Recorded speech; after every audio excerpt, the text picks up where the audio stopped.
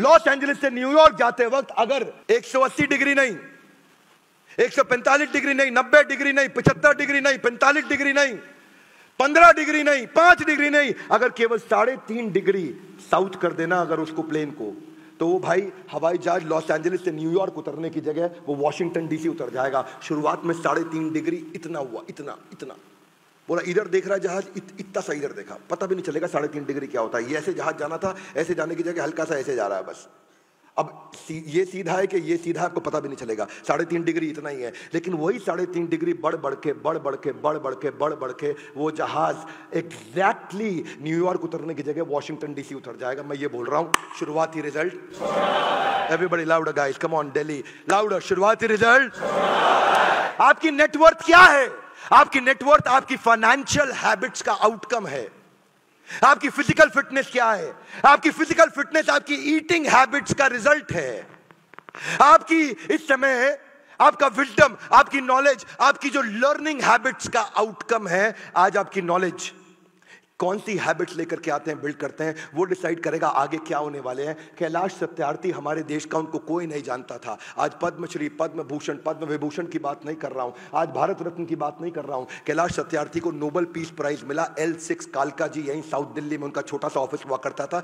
सरकारी नौकरी उन्होंने 30 साल पहले छोड़ी थी। किस लिए? बचपन बचाओ आंदोलन, बचपन बचाओ आंदोलन, BBA, बचपन बचाओ आंदोलन। और बचपन बचाओ आंदोलन में बंधुआ मजदूरों के लिए लड़ाई लड़ी, 1 लाख बच्चों को उन्होंने बचाया। आज पूरी दुनिया के अंदर उनको जनक माना जाता है। Global rights for child rights. आप जानते हैं वो क्या कर रहे हैं? लगातार बच्चों के लिए काम करते रहे। बहुत सारी छोटी बच्चियों को वैश्यावृत्ति से उन्होंने बचाया। लेकिन आज हम उनको जानते हैं कि उनके छोटे छोटे कंसिस्टेंट एफर्ट थे। जब उनको दुनिया का सबसे बड़ा रिकॉग्निशन, नोबेल पीस प्राइज किसी भारतीय को मिला, कैलाश सत्यार्थी को, अभी कुछ साल पहले, तब आज हम कैलाश सत्यार्थी को पहचान रहे हैं। यही आदमी जब छोटा शुरू करता है ना, उसको लगता है मैं वहां नहीं पहुंच पाऊंगा। और वही आम आदमी के लिए श्लोक बोला है। कई बार आदमी सोचता है कि भगवद गीता अर्जुन के लिए बोली गई थी। एवरीबॉडी, भगवद गीता किसके लिए बोली गई थी?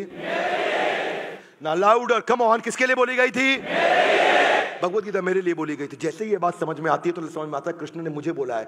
यहां ना ऐसे अगर बैठ के सुनोगे तो फायदा नहीं होगा। आज डिसीजन लेकर के जाओ तो फायदा होगा, डिसीजन नहीं लोगे तो फायदा नहीं होगा। नहीं तो क्या होगा? आप आए, मजे लिए, चले गए। कितने कितने लोगों ने दशरथ मांझी की वो मूवी देखी थी, द मांझी मैन, जो पावरफुल मूवी थी। दशरथ मांझी की मूवी क्या थी? वो गया बिहार के पास रहा करता था, एक बहुत छोटे गांव में। 1959 की बात है। फाल्गुनी नाम की उसकी पत्नी, जिससे वो इतना प्रेम करता था, इतना प्रेम करता था, इतना प्रेम करता था। इसीलिए मैं बोलता हूं, आता मांझी सटकली, केवल जिद्दी आदमी इतिहास रचता है। दशरथ मांझी की जो कहानी थी ना, वो फाल्गुनी को लेकर के थी। फाल्गुनी गर्भवती थी, उसको पहाड़ पे खाना देने आ रही थी। पहाड़ पे चढ़ते चढ़ते जब वो नीचे गिर गई तो खूनम खून हो गई। उसको पता चला, भागा अपने घर की तरफ, अपनी पत्नी को उठाया, अपनी पीठ पे खूनम खून, खून से लिपटी सनी हुई पत्नी को लेकर के अस्पताल की तरफ भागा, जो कि 70 किलोमीटर दूर अस्पताल था। और उसके पास कोई व्हीकल नहीं था, क्योंकि उस पहाड़ को पार करके जाना था 70 किलोमीटर।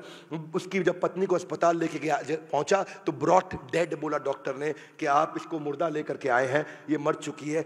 दशरथ मांझी को इतना गुस्सा था, इतना गुस्सा था, उस पहाड़ पे हथौड़ी छेना लेकर के लग गया। और हथौड़ी छेना लेकर के 22 साल तक उस पहाड़ को तोड़ता रहा। 9 मीटर की गहरी सड़क बना दी। और वही पहाड़ जिससे पहले 55 किलोमीटर का रास्ता था, वो 15 किलोमीटर का रास्ता रह गया। आज पूरा देश, पूरी दुनिया मांझी माउंटेन मैन को जानती है। क्यों? स्वल्पमप्यस्य धर्मस्य त्रायते महतो भयात्।